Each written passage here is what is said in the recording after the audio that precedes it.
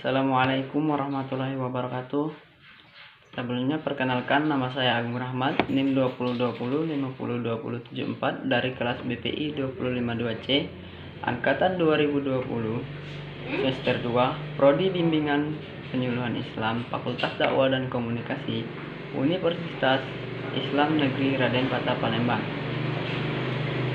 Baiklah, di sini saya akan memaparkan materi saya, yaitu ada tiga macam. Yang pertama, konsep dasar transpersonal mengenai kepribadian atau perilaku. Yang kedua, ada unsur-unsur terapi dan munculnya gangguan, tujuan terapi, peran terapis. Dan yang ketiga, teknik dan prosedur terapi.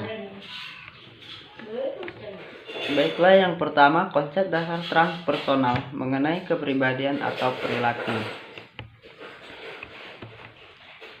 Psikologi transpersonal adalah salah satu cabang ilmu psikologi yang mengintegrasikan aspek spiritual dan transendensi pengalaman manusia menggunakan kerangka psikologi modern. Beberapa ahli menganggap psikologi transpersonal juga didefinisikan sebagai psikologi spiritual. Walaupun beberapa ahli psikologi di Indonesia membedakan kedua hal tersebut.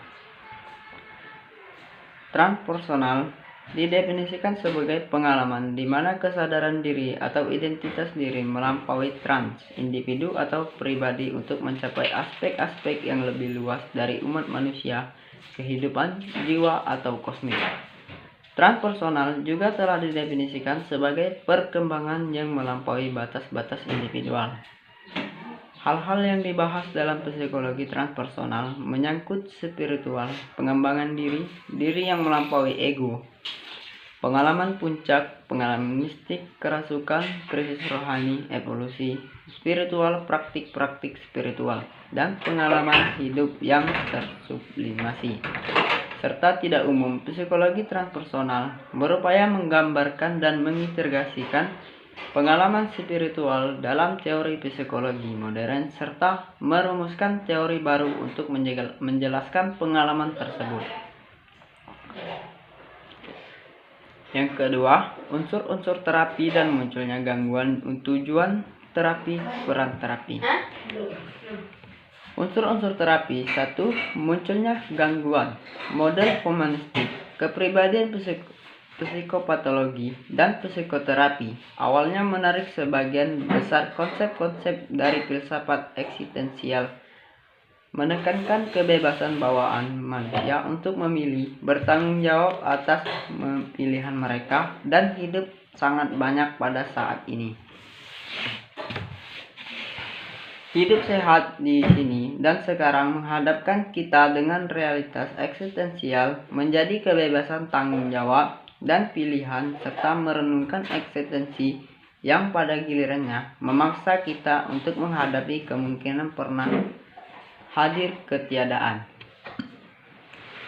Pencarian makna dalam kehidupan masing-masing individu adalah tujuan utama dan aspirasi tertinggi. Pendekatan humanistik kontemporer psikoterapi berasal dari 3 sekolah pemikiran yang muncul pada 1950-an, eksistensial, Gestalt, dan klien berpusat terapi. 2. Tujuan terapi. Pada dasarnya, tujuan terapi eksistensial adalah A. Meluaskan kesadaran diri klien, B. Meningkatkan kesanggupan pilihannya. Peran terapis. Menurut Butler dan Allen, para ahli psikoterapi humanistik memiliki orientasi bersama yang mencakup hal-hal berikut. Mengakui pentingnya pendekatan dari pribadi ke pribadi, menyadari peran dan tanggung jawab terapis, mengakui sifat timbal balik dari hubungan terapi, berorientasi pada tumbuhan, menekankan keharusan terapi terlibat dengan klien sebagai suatu pribadi yang menyeluruh, mengakui bahwa putusan-putusan dan pilihan-pilihan akhir terletak di tengah klien. Dan yang ketiga, yang terakhir, teknik dan prosedur terapi. Teknik-teknik utama terapi, tingkah laku desensial sistematik, Desensitisasi sistematik adalah salah satu teknik yang paling luas digunakan dalam terapi tingkah laku. Desensitisasi sistematik digunakan untuk menghapus tingkah laku yang diperkuat secara negatif, dan ia menyertakan pemunculan tingkah laku atau respon yang berlawan dengan tingkah laku yang hendak dihapuskan itu. Desensitisasi yang hendak dihapuskan itu diarahkan kepada mengajar klien untuk menampilkan suatu respon yang tidak konsisten dengan kecemasan.